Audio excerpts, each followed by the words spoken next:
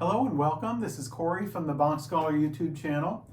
Before I start this video, I just wanted to remind you that my wife and I are forming a waiting list for summer piano lessons for those who would like to start in the summer, and also you may continue as well into the fall and into the next year. And all you have to do is click on the link below this video. It will bring you to our website where you can fill out a waiting list form, first come, first served.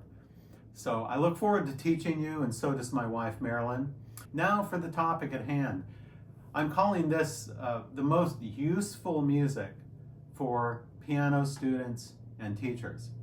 And this is just a suggestion on repertoire and books that I would suggest to get, if you don't have them already, as a piano student and or a piano teacher. And so I'm sure there are many, many things that I'm leaving out, but these are sort of my go-to pieces of music, my go-to material for much of my piano instruction. So the first one here is, of course, I have to do an advertisement for my own book, Sight Reading and Harmony. If you don't have this yet, this has been a bestseller here at Bach Scholar for like the last 7 years, since 2017. So definitely you need to get Sight Reading and Harmony if you don't have that already. And actually, this is a really nice book that another student of mine brought to my attention. I knew nothing about this book, but it's called The Piano Bench of Easy Classical Music. And it is a really thick book. It's published by Hal Leonard.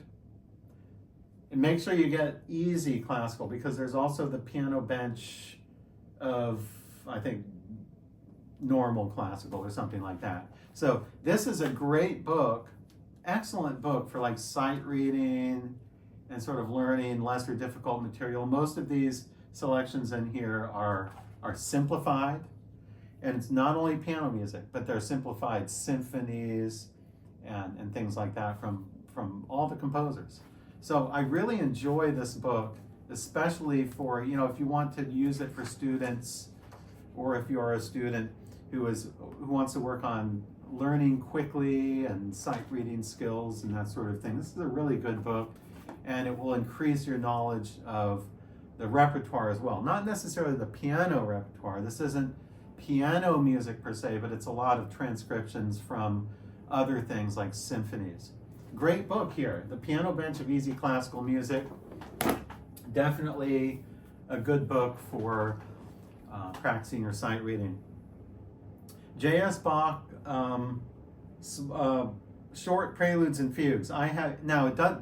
It doesn't necessarily have to be this edition. I have an urtext edition by Schott, which is nice, but you can really get any good edition of this, and it will usually have the same pieces in it. Usually there's about 18 miscellaneous preludes from Bach called short preludes, or maybe easy preludes.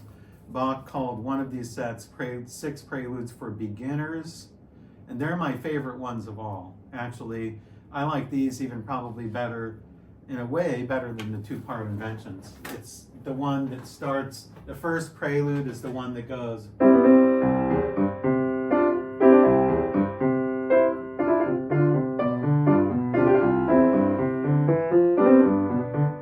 So that's number 1, number 2.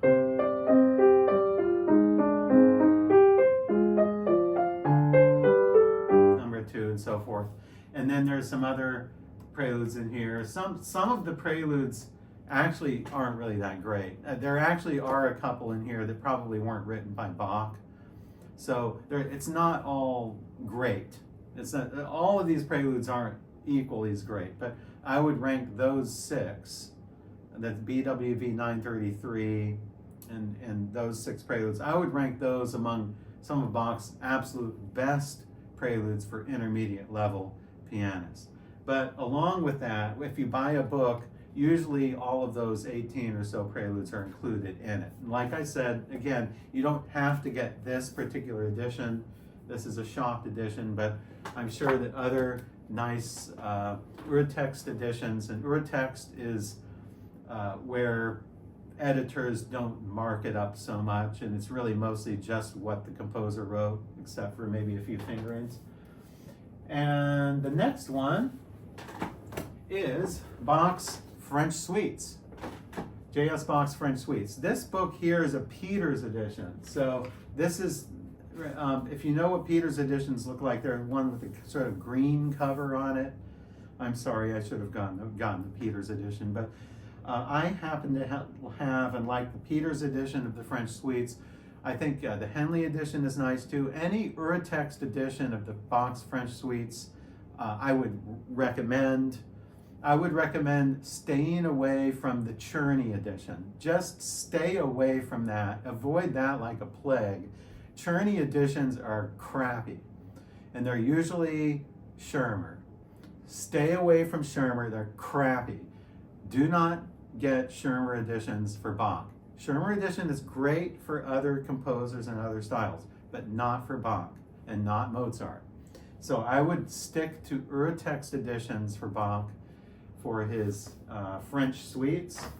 And here is what the here's an edition the Alfred edition of the French suites. I'm not a huge fan of this book. This is my wife's book. Actually, my wife and I have disagreements on these editions here, Alfred editions. I happen to not like Alfred editions very much. Some of them are okay, but for the most part, I'm not a big fan of Alfred editions. And I'm going to do another complete video on why I don't like Alfred editions. Okay, so wait for that video to come. But you can get this if you want. A lot of students buy Alfred editions, but I would highly recommend not buying Alfred editions, and I'll explain that in another video. But anyway, Bach's French Suites. Now you're probably wondering why I don't mention the Well-Tempered Clavier, or the Partitas, or the English Suites, or any of others Bach's music. The reason for this is that Bach's French Suites are probably the least difficult of all of his dance suites.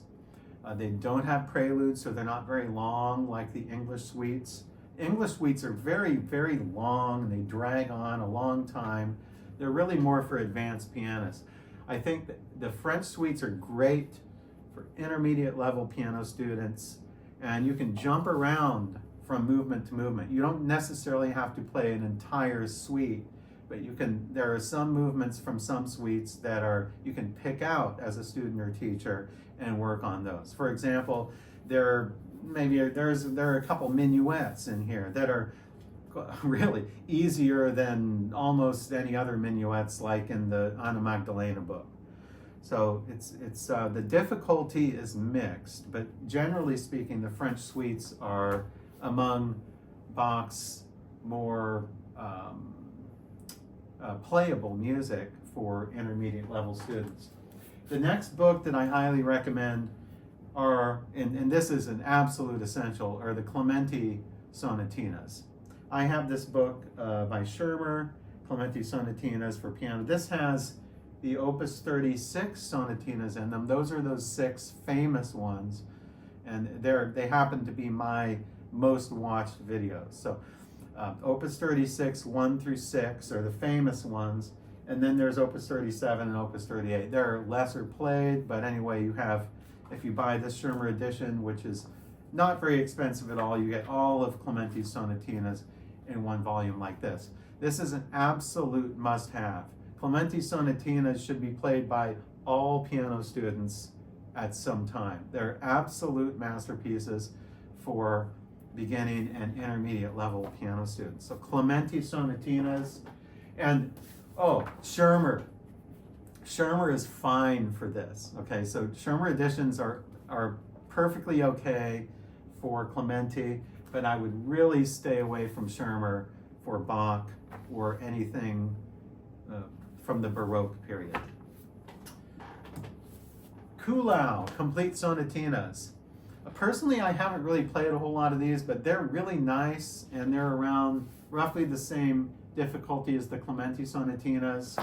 They come in this nice Schirmer edition again that I have.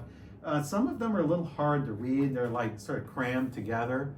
So these might be a little bit more for more advanced students, not necessarily beginners. Beginners to the intermediate level, I would stick to Opus 36 number 1 or Opus 36 number 2 in the Clementi. Oh, and I forgot to mention, you might know this already or you might not, that the Opus 36 sonatinas from Clementi are in progressive order of difficulty. And he does a fantastic job in doing that.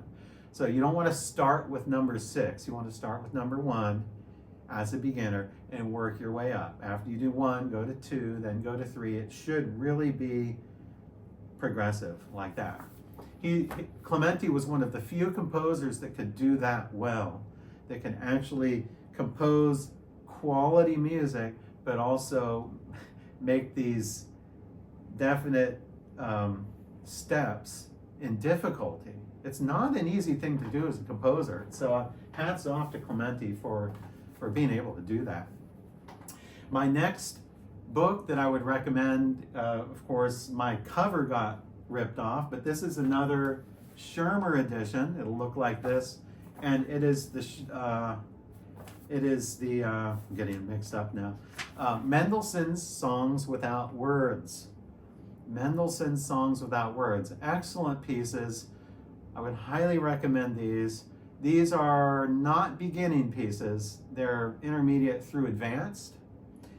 And so I would highly recommend these. These are great. This is one of my things I always go to. And you can see the cover is fallen off. It's the book is all beaten up. I've had this book for probably 40 years or so. And the Schirmer edition is fine for the Mendelssohn Songs Without Words. You really don't need any other edition for that. And they're really good fingerings too. They're good fingerings in here. I probably myself play 90% of the fingerings that are in here. Mendelssohn Songs Without Words. All pianists should have the Mendelssohn Songs Without Words. That is absolutely essential. Another essential in my library for piano students, and actually it has become over the past few years as a teacher, it has actually become my go-to for Chopin. You're probably wondering what it is. Chopin wrote a lot of pieces, and a lot of pieces in various styles. He has etudes, he has polonaises, he has preludes, he has mazurkas, he has ballades, he has everything. But you'll be surprised with what I'm choosing here. Chopin Mazurkas, not the nocturnes, not the etudes, not the ballades, not the preludes, not anything else. Chopin Mazurkas. Vladimir Horowitz used to say there's more music in one Chopin mazurka than there is in a complete Wagner opera. I don't know. I don't know if I would go that far. It depends on the opera. But Chopin mazurkas are short and sweet. Not all of them, of course. There are many that are more difficult and longer and more detailed, but there are several in here, many, probably at least a dozen mazurkas in here that I teach on a regular basis that aren't really terribly difficult, and they're short. This is why I'm choosing the mazurkas over all of other Chopin's music, because if you take the preludes, for example, he has 24 preludes in the Opus 28 set. There's only probably maybe 5 of those in there that I would recommend, to my average sort of intermediate level piano student. But the mazurkas offer something really special. It's there's really more variety in here, I think, and these are beautiful pieces, and you get to learn a new style. So let's say if a piano student hasn't played any Chopin before, I always recommend there are a couple in here, a couple of the lesser difficult mazurkas that are always my go-to mazurkas for the student's first Chopin piece. That is, if he's not totally beginning. So I would say The easiest or least difficult mazurkas in here are probably, I would rate them as grade 4 or grade 5 perhaps. So this is absolutely mandatory, is the Chopin Mazurkas. And once again, Schirmer is a fine addition for mazurkas. You don't need any other addition other than that. I don't work for Schirmer, by the way, but a great, great book to have. And also for more advanced pianists, there are so many mazurkas in here, you always can find something new. Like I remember a few weeks ago, I had some free time and wanted to just read through some new material, and I just picked up this mazurka book, and I found a mazurka I really, really liked a lot, and I had never played it, never heard it, and never taught it. So it's like a gold mine of music. Chopin mazurkas, absolutely first-rate music, and you don't have to spend weeks and weeks and years on it like you would if you were playing one of Chopin's ballades or trying to play some of his etudes. Chopin mazurkas. I absolutely love the Chopin mazurkas. I couldn't speak any more highly of the Chopin mazurkas. The next one here, and you can probably tell I'm going sort of in chronological order, is Bergmeier. The Bergmeier Opus 125 Easy and Progressive Studies for the piano. Once again, Schirmer edition is fine for this style, for Bergmeier. In fact, Schirmer was one of the first publishers of this set here. I believe this set is from about 1850 or so. It's around the mid-1800s. And there are 25 pieces in this collection here. I've recorded all of them. They're also some of my most viewed videos. Great little pieces here. And just like the Clementi Sonatinas, what I like about these are they are progressive. So number 1 is the easiest, or supposed to be the easiest. Number 25 is the most difficult. So if you're a teacher or student and you want some nice intermediate level material, Bergmeier is definitely the book to have. This is an absolute essential. This is a must for all pianists, the Bergmeier Opus 100.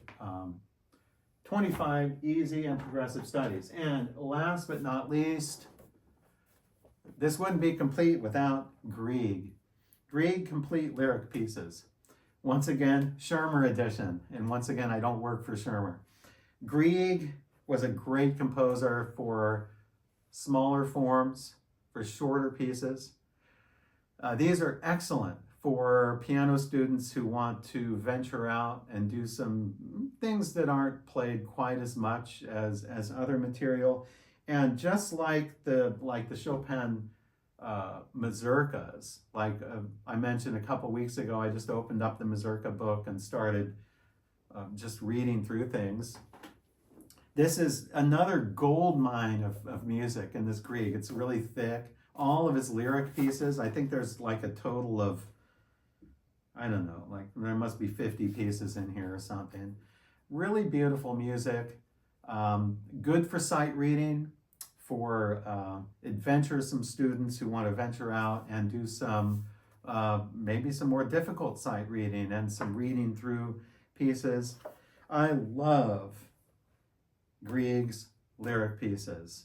And there are so many sort of sub-styles and categories within this book here. This is one of my go-to books for teaching piano.